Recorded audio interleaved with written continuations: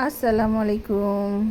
কে কেমন আছেন? আমি তো আলহামদুলিল্লাহ বরাবরের মতো ভালো আছি। যে যেখানে আছেন সবাই ভালো আছেন, সুস্থ আছেন। তো সকাল সকালে ব্লগটা শুরু করে দিলাম। তো আজকে এসে ঘর গোছাইতেছিলাম, মানে ঘর তো আর কি এলোমেলো আছে, ঘরগুলো ক্লিন করতেছিলাম, ঝাড়ু ঝাড়ু দিব, মোছাবো। যত রোজা ঈদ চলে আসছে, তো কোথা থেকে কোথায় যাই, শ্বশুরবাড়ি যাওয়ার চিন্তা করতেছি, কোথা থেকে কোথায় যাব। তো আজকে গুছাই টুছাই রাখি সব কিছু। তো এই তো ঘর তো সব এলোমেলো আছে, দেখেন এই তো কী অবস্থা। আর এখানে যে পাট শাক সকালে নিয়ে আসছি, তো বাসা হয় না, আমও নিয়ে আসছি, পাট শাক, কাঁচামরিচ, তারপরে যে রান্নাঘরের অবস্থা, এগুলো সব আজকে গুছাইতে হবে, মানে আজকে কাজ করতে করতে দেরি হয়ে যাবে।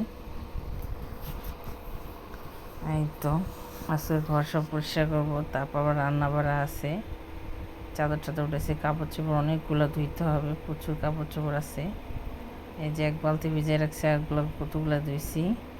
পর্দা টর্দা সব ধুইতে হবে, তারপর নতুন পর্দা আবার বিছাইতে হবে। তো ঘর সব গোছাইতেছে, এগুলো ধুয়ে টুয়ে রোদ দিব। ঘর দুয়ার প্রায় আমার গোছানো শেষ, এখন আমি একটু ঘর মুছবো, যেহেতু আজকে ইফতার বানাবো না। আজকে ওর বাবা হঠাৎ করে ইফতারের সময় চলে আসছে, বলতেছে যে আজকে ইফতার বানানো, ইফতার সব কিনে নিয়ে আসবো। তো আমার এত কষ্ট হয় নাই। তো আমি এখনও বাবা চলে আসছে তাড়াতাড়ি করতেছি, যে এখানে আদা আছে, এগুলো ছুলবো, কাটবো। তো এখন ঘর তো আর মুছবো, ঘর সব গোছানো হয়ে গেছে, গোসল টুসু করে আসছে, এসে দেখে বাবা চলে আসছে, ইফতারের আগেই চলে আসছে। তো বাবা ইফতারের জন্য কেনা খাবার আজকে কিনে নিয়ে আসবো, এই অবস্থা। আমি এবার রান্না টান্না করতে যাবো, যে ব্যাগ ট্যাগ সব গোছায় রাখছি শ্বশুরবাড়ির জন্য। আর এই যেখানে ডাল বসাই দিছি, আম দিয়ে ডাল রান্না করব, মানে আম বের হয়ে গেছে, আম দিয়ে ডাল না খাইলে চলে কি বলেন। আম দিয়ে ডাল রান্না করব, তারপর পাট শাক রান্না করব, তারপর সিম পাতুরি রান্না করব, আর কই মাছ ভুনা করব। এই তো তারপরে এটা হয়ে গেলে এটা বাগার দিয়ে নামায় ফেলাবো, তারপর দিব সিম পাতুরি, মাখবো, সিম পাতুরি বসাবো। হাতে মাইখা সিম পাতুরি বসালে অনেক মজা লাগে, ওর বাবা অনেক পছন্দ। তো এটা আমি ট্রাই করি, প্রায় রান্নার চেষ্টা করি, বাবারে দেওয়ার চেষ্টা করি। তো চুলার রান্না বেশি মজা, গ্যাসের চেয়ে যদি চুলায় রান্না করতে পারি তাহলে অনেক মজা হয়। তো আমি একটু আমার জাল এইভাবে রান্না করে, তো আমি এভাবে রান্না করে ট্রাই করি, দেখি মজা হয় কি না।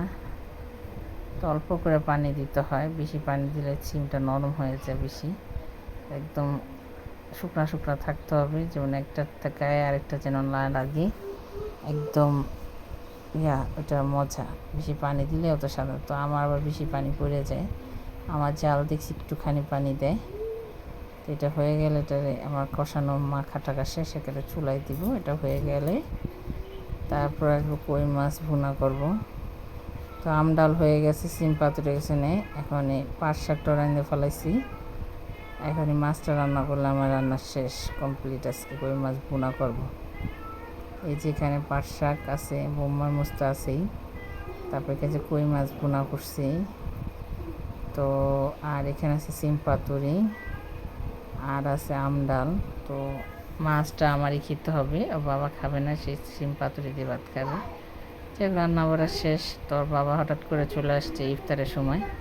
সো আজকে ইফতার সব কিনে নিয়ে আসছে, যেহেতু আমি বানাই নেই, দেরি হয়ে গেছে কাজ করে। যেখানে কিনে নিয়ে আসছে, এটা বিক্রমপুরের দই কিনে নিয়ে আসছে। তো একটা লোক আছে বিক্রমপুরের দই আসে, তো ওনারে দিয়ে যায় রসমালাই দই, বাবা নিয়ে আসছে। আর এখানে আছে হালিম মুড়ি, তো মাখবো, সে ইফতার খাবেই।